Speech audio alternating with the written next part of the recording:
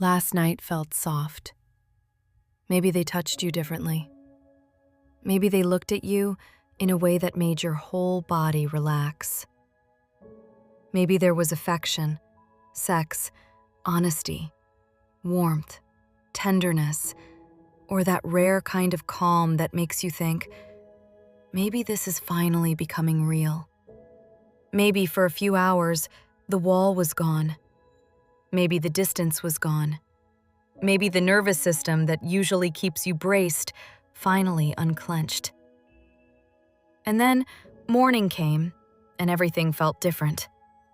One body woke up wanting more closeness, more contact, more proof that the bond was still there. The other body woke up needing room, quiet, slowness, or emotional distance from a night that looked beautiful on the outside. This is the part that breaks people. Not always the bad night, not always the fight, not always the coldness. Sometimes what breaks you is the softness, because the softness raises hope, and then the next day makes you question whether any of it was real. So today, we are talking about what avoidant and anxious bodies both do after a soft night. Because if you do not understand the body reaction, you will make the next day mean the wrong thing. You will call it rejection when it is activation. You will call it love when it is relief. You will call it progress when it is just another loop restarting in a prettier outfit. If this kind of clarity helps your nervous system settle, subscribe. PsychBond is a daily decoder for psychology, relationships, and avoidant and anxious attachment patterns, so you stop guessing. The reason this topic matters so much is because people usually think the soft night is the truth, and the next day is the confusion.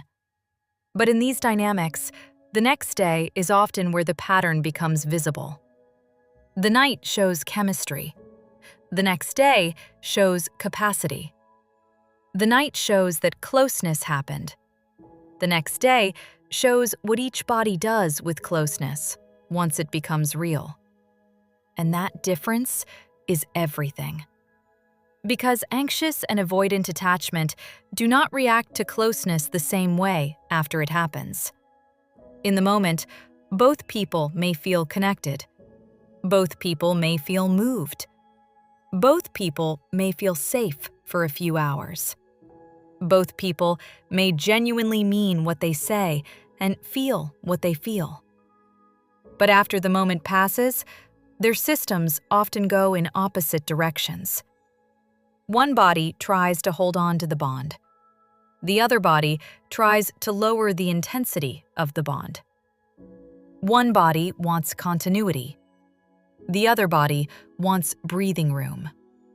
And if you do not understand that, you will spend months, sometimes years, trying to decode a morning that was never random. Let us start with the anxious body.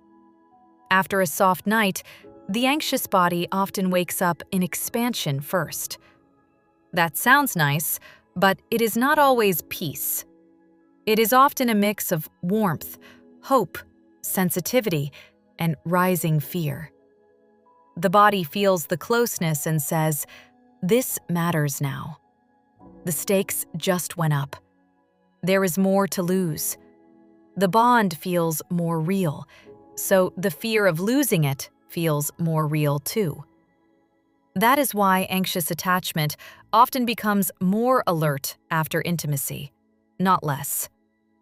People think closeness should calm the anxious system completely, but if closeness has historically been followed by inconsistency, confusion, withdrawal, or mixed signals, then closeness also wakes up fear. The body starts scanning almost immediately. Are they still warm today? Are they still here today? Does their tone match last night? Are they going to act like nothing happened? Are we still in the same reality this morning that we were in a few hours ago? This is what the anxious system is trying to solve, It is trying to protect continuity. It is trying to make sure the emotional thread did not snap overnight. So, after a soft night, the anxious body usually does a few very predictable things. First, it reaches for a signal that the bond is still there. That signal might be a text, a check-in, a sweet message, a reference to the night before, a little affection, a little warmth, a little bid. Sometimes it looks calm on the outside. Sometimes it even looks casual. But underneath, it is the body asking, "Are we okay? Are we still close? Did that night mean the same thing to you that it meant to me?" Second, the anxious body starts building meaning very quickly. It does not want the moment to be just a moment. It wants the moment to mean movement. It wants to place the softness inside a future. It says, maybe something shifted. Maybe they are opening up. Maybe this is a turning point. Maybe this is the start of something more stable. That meaning-making is very important to understand because it is one of the places anxious people get trapped. They do not just feel the moment. They start organizing their hope around it. Third, the anxious body becomes very sensitive to contrast. This is huge. Contrast is one of the sharpest triggers for an anxious system. So if the person felt deeply warm at night and then sounds flatter in the morning, the anxious body does not register that as a small change. It feels the drop. It feels the difference. It feels the missing softness. A delay that might have seemed normal on another day suddenly feels loud. A neutral text feels colder. A practical tone feels almost hostile. The body is reacting not just to what is there, but to what was there and is now missing. That is why the next day can feel so intense. Now, let us go to the avoidant body, because this is where so many people get confused and hurt. The avoidant body often experiences the same soft night in a completely different way by morning. During the night, the avoidant person may have genuinely felt close. They may have genuinely felt safe, present, affectionate, open, even relieved. Avoidant people are not empty. They are not untouched by closeness. Very often, they feel it deeply. But that is exactly why the next day can become complicated. Because closeness does not just touch longing in an avoidant system. It also touches fear. Fear of being expected to stay in that level of openness. Fear of disappointing the other person. Fear of being responsible for someone else's hope. Fear of losing internal space. Fear of being known too clearly. Fear of becoming emotionally trapped. Fear of needing too much or being needed too much. So, while the anxious body wakes up wanting continuity, the avoidant body often wakes up needing regulation. Not because the night was fake, because it was real enough to activate self-protection. This is the control loop most people miss. The more meaningful the closeness felt, the more the avoidant body may need to lower intensity after. Not always in a dramatic way, often in very ordinary ways. Slower responses, less warmth in tone, more focus on routine, more quiet, more distance, more emotional flatness, more practical conversation, less spontaneous affection. A subtle shift back into self-containment. The avoidant body is often trying to feel like itself again. It is trying to restore internal space after a moment that felt emotionally large. And because that need for regulation often shows up before a clear thought, the person may not even know how much their body is already pulling back. They just feel off, tired, slower, less verbal, less available, less wanting to stay in the emotional atmosphere of the night before. So now, look at what happens next. The anxious person reaches a little for continuity. The avoidant person feels even a soft reach as pressure because their body already woke up activated. So they reduce contact to calm themselves. The anxious person feels the reduction and becomes more alert, more sensitive, more preoccupied, more eager to close the emotional gap. The avoidant person feels that heightened energy and pulls back more. And just like that, the loop begins. One reaches to calm fear. One creates distance to calm fear. Both think they are reacting normally. Both feel justified by their own body, and both end up making the other person's system worse. That is why this dynamic is so painful. Nobody has to say anything cruel for it to hurt. Nobody has to officially leave for the body to panic. Nobody has to start a fight for the bond to feel unstable.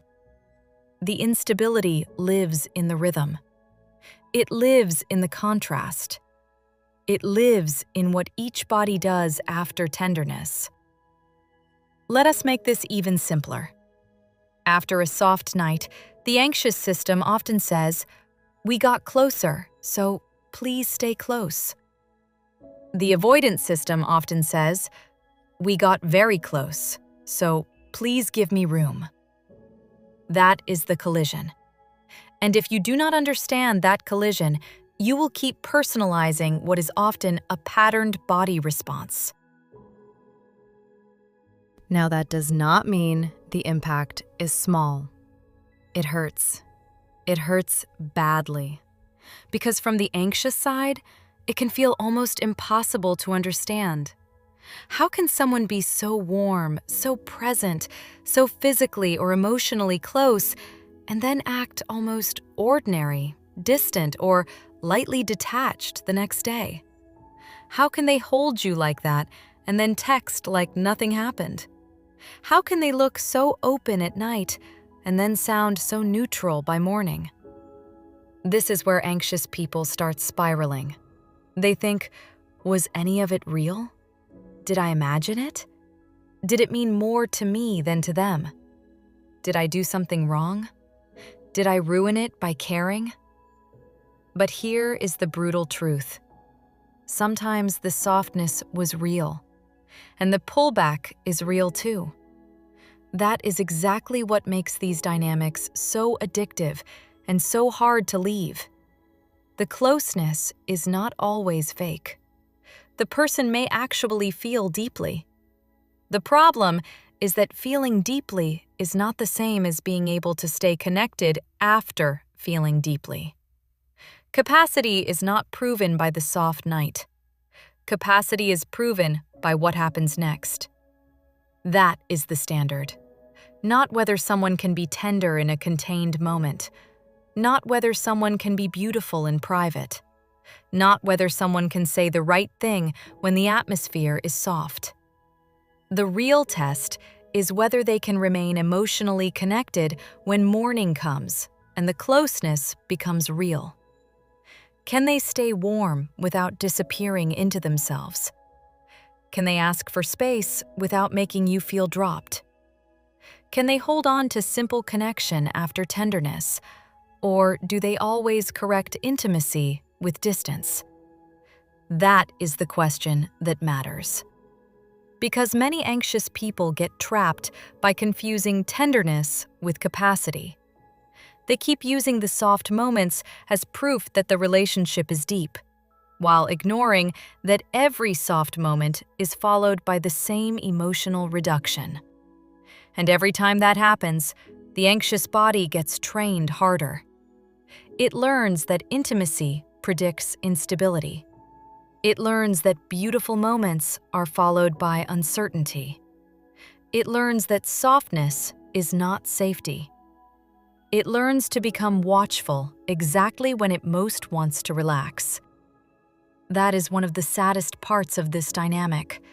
The very thing you want most, Closeness becomes the thing your body cannot fully enjoy because part of you is already bracing for the next morning. Now, let us talk about the most common anxious mistake after a soft night, because this is where months disappear. The anxious person often treats the night as a breakthrough, and the next day as a problem to solve.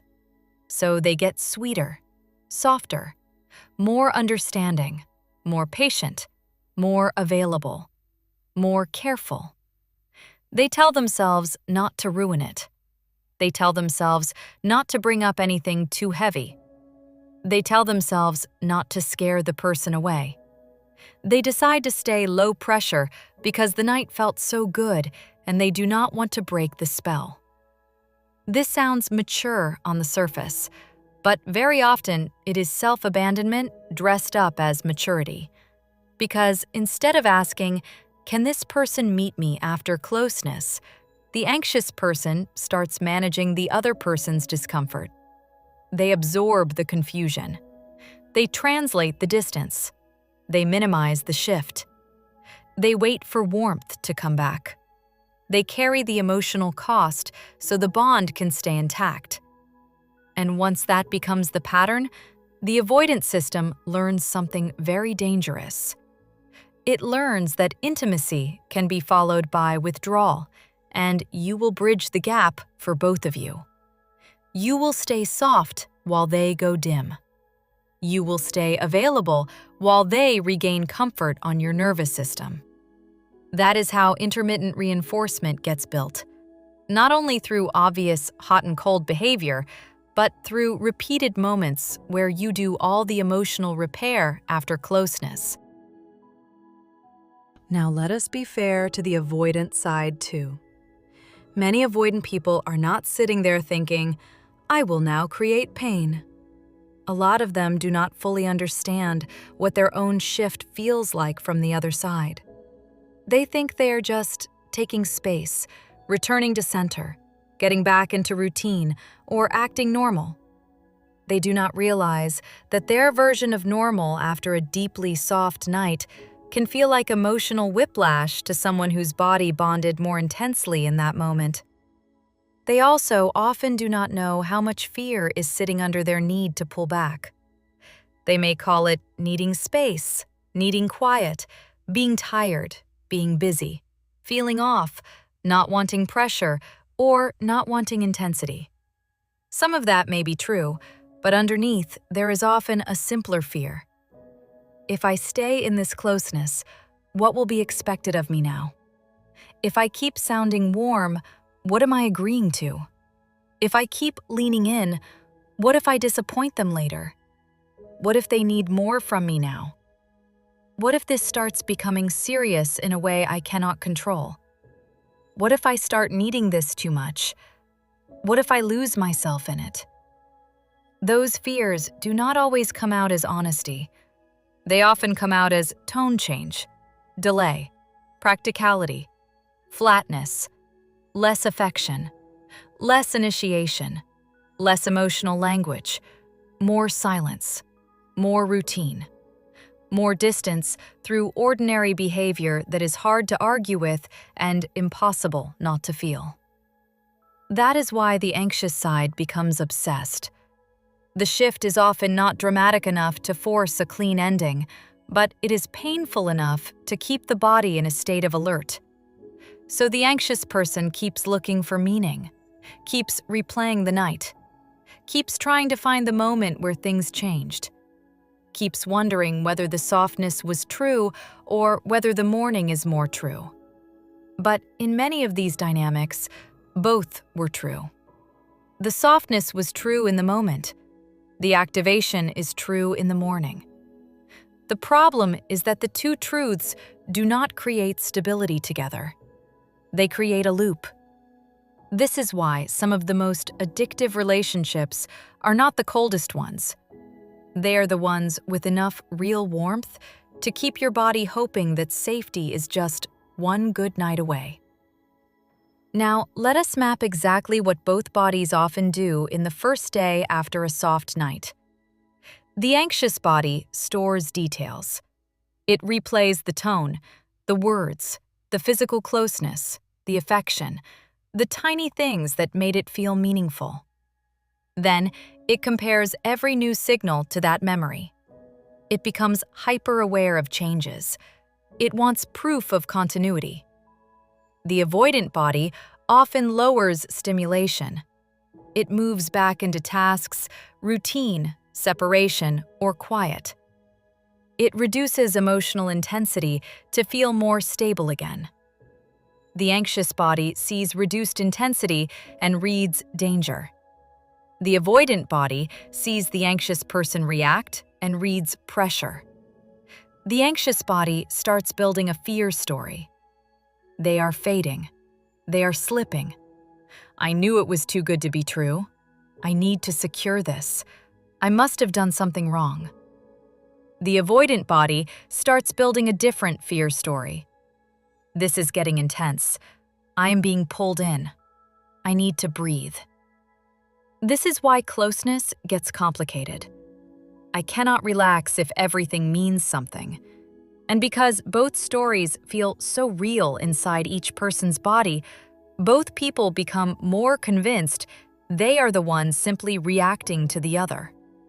That is what makes the control loop so stable. Each person's regulation strategy becomes proof that the other person is the problem. Now, I want to say something important here. Not every avoidant pullback after intimacy means the same thing. Sometimes, the person truly is moved by the closeness and needs a little time to settle without wanting to break the bond. Other times, the person simply does not have the capacity for sustained intimacy, and they are much better at contained moments than they are at stable connection over time. Those are not the same thing. And this is why anxious people have to stop grading connection based mainly on emotional peaks. You cannot measure capacity by how tender someone is in the safest part of the moment. You have to measure capacity by what they do when the moment asks for steady contact after. Do they stay kind? Do they stay honest? Do they stay lightly connected even if they need room? Do they let you know where they are? Do they notice the impact of their pattern? Do they take responsibility for how they disappear emotionally after closeness? Or do they leave you carrying the entire emotional aftermath alone while you try to protect the bond from collapsing? That is the difference between someone who gets activated and someone who repeatedly makes activation your burden. The same question matters on the anxious side too. After a soft night, do you stay with yourself or do you leave yourself to preserve the feeling? Do you keep your standards or do you lower them because the night felt too precious to risk? Do you let the next day reveal the truth or do you rush in with extra sweetness to save the mood? Do you watch behavior or do you start protecting potential? This matters because anxious people often think love means working harder at the exact moment reality should be doing the work for them. The next day is information. It is not always a crisis to fix. It is not always a test you need to pass by being more understanding. Sometimes it is simply the bond revealing its actual shape. And that shape matters more than the softness. So what would healthier handling look like here? For the avoidance side, it would look like not correcting intimacy with unexplained distance. It would look like noticing your own urge to go dim and choosing simple honesty instead. It would sound like, last night felt really close, and I notice I get a little strange the next day when I feel a lot. But I am still here. Or, I need a little quiet today, but that is not me disappearing. Or even, I liked being close, and I do not want my silence to make you guess. That kind of language changes everything, because it keeps space from feeling like abandonment. It lets the other person stay in reality instead of in interpretation. For the anxious side, healthier handling would look like not chasing certainty through over-contact. It would look like enjoying the softness without instantly trying to turn it into a future. It would mean letting the next day speak. It would sound like, "That was beautiful. And now I'm going to watch what this person actually does with closeness instead of trying to hold the emotional temperature in place myself." It would mean not treating tenderness like a contract. It would mean refusing to grade the whole connection based on the peak of one night. It would mean becoming more reality-based, not colder. That is what secure functioning often looks like. Not less heart, more steadiness, more willingness to let behavior tell the story. The secure question after a soft night is not, "How do I keep this feeling alive?" The secure question is, "Can this connection survive contact with ordinary reality? Can it survive the morning? Can it survive routine? Can it survive separate nervous systems? Can it survive expectation without turning into a control fight where one person chases and the other person disappears into distance?" That is the real question. Because a relationship is not built in the peak. It is built in what happens after the peak. It is built in whether tenderness becomes trust or confusion. It is built in whether closeness deepens safety or activates the same old pattern in a softer setting. And if every soft night is followed by the same cycle, then you have to stop calling the cycle intimacy. You may have chemistry. You may have real feeling. You may have beautiful moments. But if one body always has to panic and the other always has to escape after something tender happens, the bond is not becoming safer. It is becoming more conditioned. The anxious body gets trained to fear contrast.